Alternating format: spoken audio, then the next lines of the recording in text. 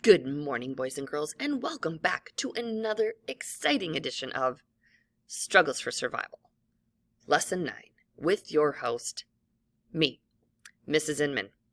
All right, you know what you need to succeed. You need your mentor text, a pencil, and a highlighter.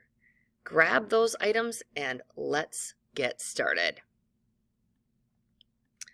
So today, what we're going to learn is I can analyze the relationship of characters in a text to different plot events or challenges.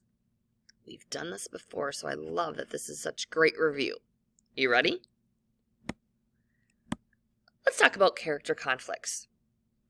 Character conflicts in a story are developed by the setting, whether it's historical or cultural. They're developed by characters' words, characters' thoughts, characters' feelings, characters' actions. So that's how the conflicts are developed in a text. Okay?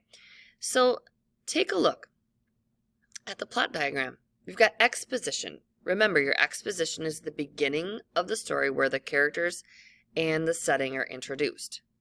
Then you've got your rising action, where the main character faces a series of conflicts. The climax, of course, is the most exciting part of the story when we learn the outcome.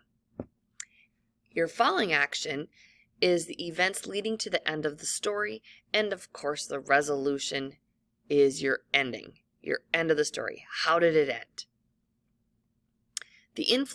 What influences the plot of a story are the rising action.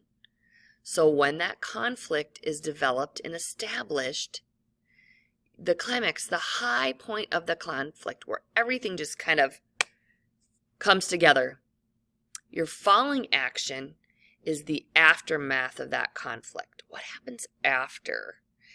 And then, of course, your resolution is what happens after the conflict is completely resolved and it's over. All right.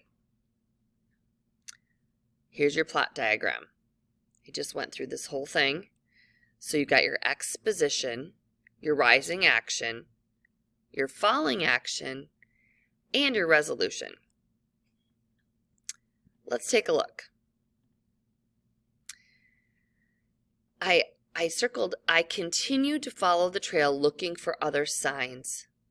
That's your rising action. That's where Saxo is starting to have conflicts. He recognizes the shapes of the moccasin tracks and others. Some of the footprints were small and looked to have been made by a familiar set of moccasins. He wasn't sure. So he's finding clues along the way that he is on the right track. That tells him he's on the right track, because then at the bottom, his heart leaped. Someone had quickly twisted the end of the branch, making a knot in it.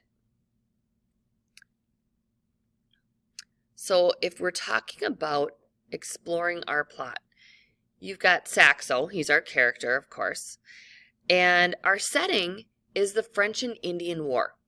Okay, and of course we're in a forest, and the problem is that Saxo's mother and sister have been taken by soldiers. Okay, so we're learning about the character. Our rising action is how the problem is getting worse. Climax is, of course, the turning point. The falling action here is what happens as a solution to the problem. And the resolution, again, is how your story ends. So, our rising action here is Saxo finds wolf tracks to follow. He also finds that smashed blueberry bush. He comes across a fire that has gone cold already.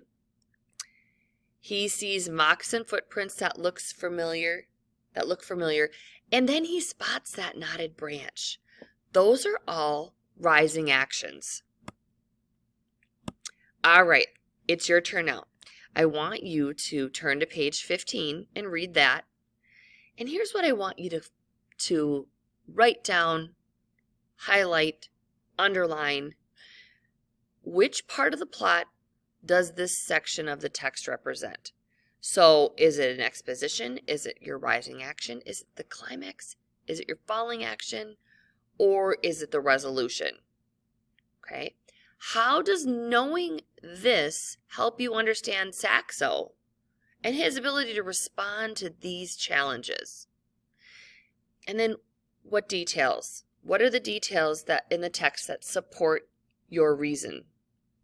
Okay. Pause here for about 5 minutes. Take your time. Read page 15 and come back when you're done.